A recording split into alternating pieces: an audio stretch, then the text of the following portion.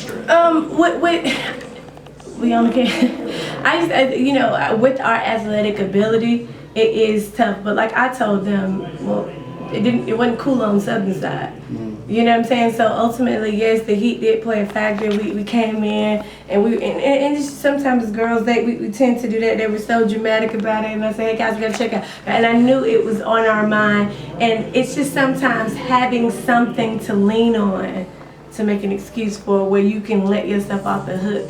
And I think with such a young team, that's the maturation that we're trying to get to. We're trying to get to that, you know, because this is an adjustment. We've been into like situations where we weren't supposed to win, and we were playing hard, but a mistake didn't necessarily matter because we're already down by 20, we're already down by 30. And this is what I'm explaining to them. Well, now we're in the game. This is a whole different feel. So like, not knowing who you got in the press that's a problem. Missing the layup, that's a problem. Like that's the game, like, you know. And I think that's an adjustment that we're switching over to.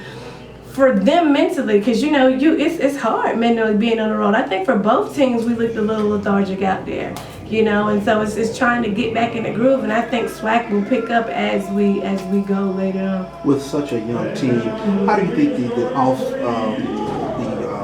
not conference play really helped coming into tonight? Yeah, I mean, I do think the one thing I think that we weren't, like I said, we were anxious, but we weren't afraid.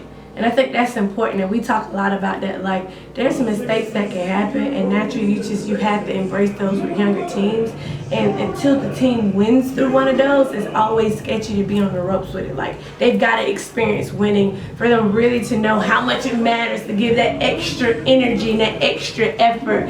And we just haven't gotten there yet. And of course, I do think that we will, but that's part of just where our growth process is at. And again, I think people really forget, and I try to remind them, we have come from so far from where we started. All of the stuff and the foolishness that happened last year, and getting them mentally healed and getting them mentally engaged back and loving the game. And you know, it's just like our roots are growing faster than our leaves, faster than the fruit. So once we get it, I think we, like I said, like once you get it, you'll have it forever. It's just taking us longer than I would like for us to get it. But either way, I think the biggest thing in being a teacher is to find the teaching moments. Like not the moral victories, but the teaching moments, and continue to teach. You know, I think a lot of losing programs and losing locker rooms, they suffer from only spewing frustration in these moments versus teaching, saying, because that's the faith and the vision. Like, we know where we're going as a team. We know where we're going as a program. If it takes us longer than we like, that's part of the growth process, but it won't be a fluke. You know, so once we get it in, we can put anybody in this situation and grow in that. You know, we're not just like one hit wonder where we just want to win. Like, so it's taking us a little bit, but we getting there. One of your fellow coaches here in town mentions often, what did we learn today? Mm-hmm. What did you all learn today? Win or lose, what did you learn? He always asks that question the next day in practice. Yeah, I think the biggest thing for us and what we're learning is to trust.